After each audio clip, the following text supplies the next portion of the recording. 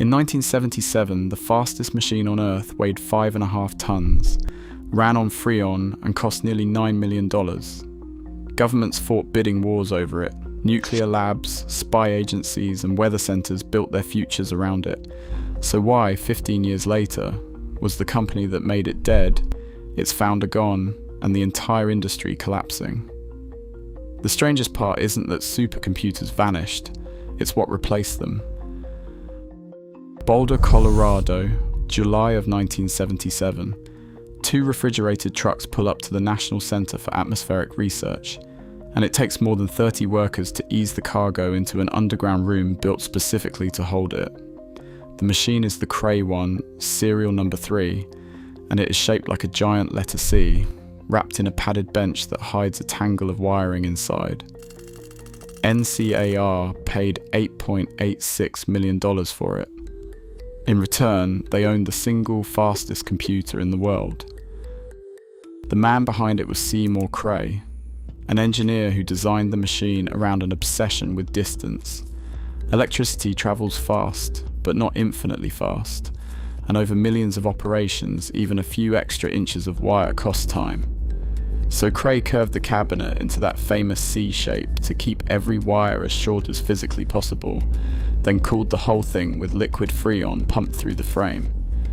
The result ran at 80 megahertz and hit 160 megaflops, at a time when ordinary computers crawled along at a fraction of that. What made these machines worth the price was simple. A simulation that would take an ordinary computer a week could finish on a Cray in hours. For the people who needed that, the cost was almost beside the point. Los Alamos used them to model nuclear weapons. The National Security Agency used them for code breaking. Boeing simulated aircraft. Shell mapped oil reserves. Weather agencies forecast the sky. By 1991, Cray Research controlled roughly 80% of the entire global supercomputer market. But it was a strange kind of empire.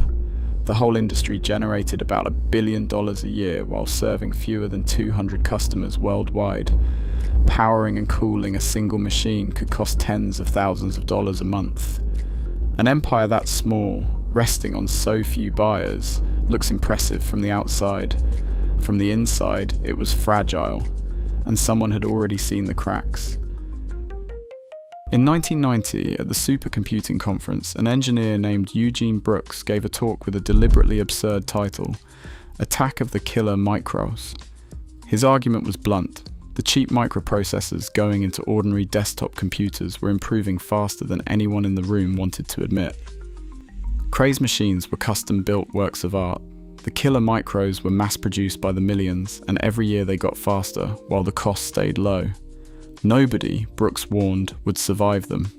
He was right, and the proof arrived faster than expected.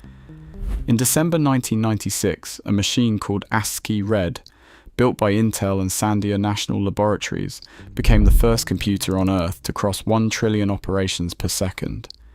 It did this not with exotic custom hardware, but with 9,072 Pentium Pro processors, the same family of chips sold in regular PCS, simply wired together by the thousands.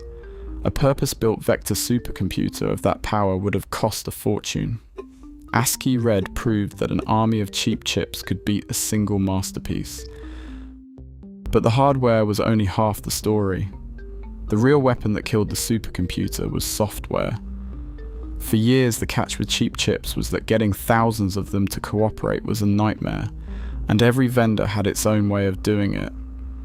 Then in 1994, researchers agreed on a shared standard called the Message Passing Interface, a common language that lets scientific programs run across clusters of ordinary computers, no matter who made them. That same year, at NASA's Goddard Space Flight Center, 2 researchers named Thomas Sterling and Donald Becker built something that should have terrified Cray. They took 16 ordinary Intel 486 PCs, connected them with cheap Ethernet cable, loaded them with free Linux software, and turned the pile into a working parallel computer. They called it Beowulf. Suddenly, a research lab could assemble real computing power for around $100,000 instead of buying a proprietary machine for tens of millions. And the code they wrote ran anywhere instead of being locked to one company's hardware. The timing could not have been worse for Cray.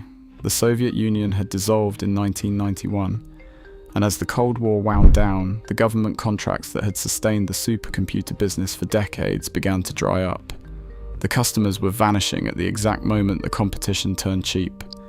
Cray's market share, around 80% in 1991, slid to roughly half by 1996, bleeding out to clusters and commodity rivals. The end came quickly. In 1996, Silicon Graphics bought Cray Research for about $740 million, and the independent company that had defined an entire era simply ceased to exist. Months later, in October of that year, Seymour Cray died from injuries in a car accident in Colorado Springs. He was 71, and he had only recently started yet another computing venture. The father of the supercomputer was gone, and so, it seemed, was the supercomputer itself. Except it was not. Here is the twist. Supercomputers never actually vanished. In 2022, a machine called Frontier at Oak Ridge National Laboratory became the first computer to cross 1 exaflop, a quintillion operations every second, more than 6 million times faster than that original Cray one. But look at how it is built. Frontier is made from commodity AMD processors, the descendants of the killer micros running Linux, the descendant of Beowulf.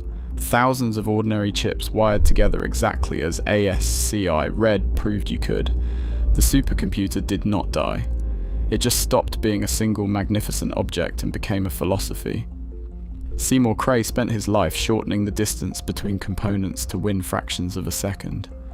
The machines that buried his company won by giving up on the masterpiece entirely and building the future out of the cheapest parts they could find.